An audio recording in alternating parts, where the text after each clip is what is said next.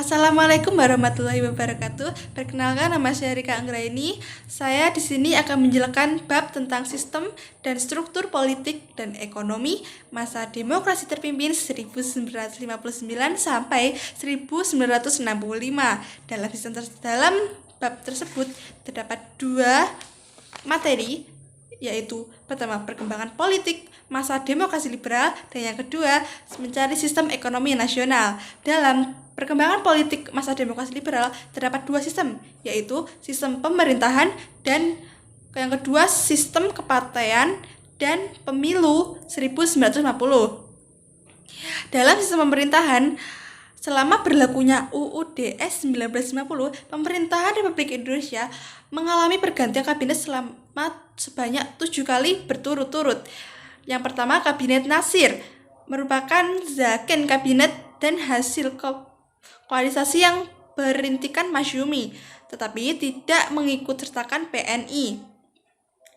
Yang kedua, yang B, Kabinet Sukiman merupakan kabinet koalisasi terbentuk dari Masyumi dan PNI.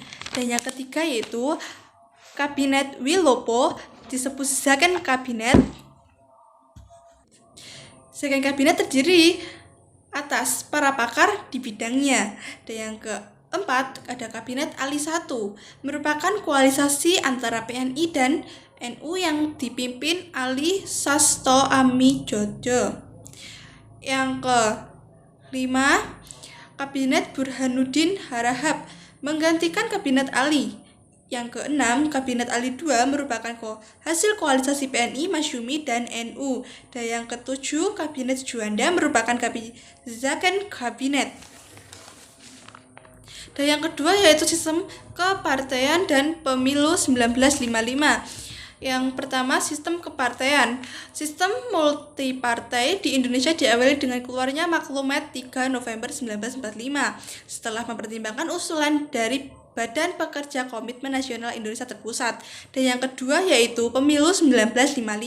Menjelang pemilu 1955 ada 70 partai politik yang mendaftar sebagai peserta. Namun hanya 27 paspol yang lolos seleksi.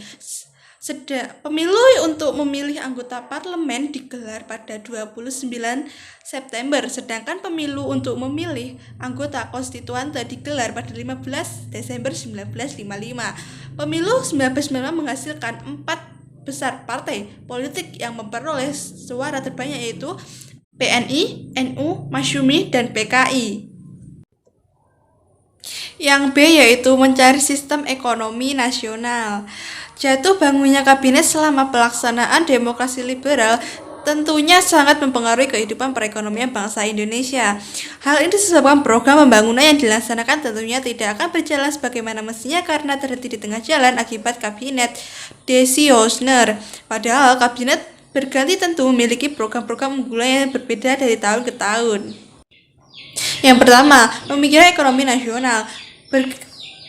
Berakarnya sistem perekonomian kolonial di tengah masyarakat, keberadaan perusahaan asing, dan keberadaan etis Tionghoa sebagai penggerak ekonomi nasional menyebabkan perekonomian nasional tidak menunjukkan arah perbaikan. Untuk itu perlu ada pemikiran pembentukan perekonomian nasional sebagai berikut. Yang pertama, rencana Seoul-Mitro. Yang kedua, sistem Alibaba.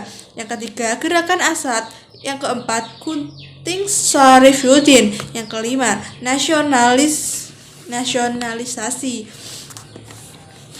Yang kedua, sistem ekonomi liberal. Pemerintah Indonesia mengeluarkan biaya besar untuk melakukan kegiatan ekonomi dan pemerintahan.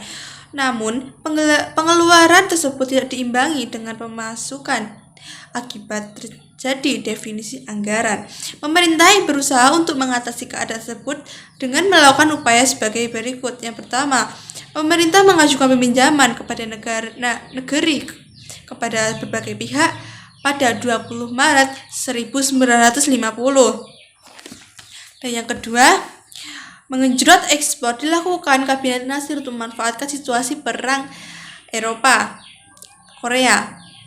Ketiga, perundingan finansial ekonomi atau FINEX dengan Belanda di Jenewa, Swiss pada 7 Januari 1956. Dan yang terakhir ada Perencana Pembangunan 5 tahun RPLT, hasil kerja Badan Perencanaan Pembangunan Nasional atau Biro Perancang Negara ini dibentuk Kabinet Ali Sastro Wamijoyo II.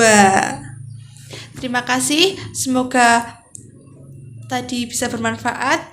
Waalaikumsalam warahmatullahi wabarakatuh.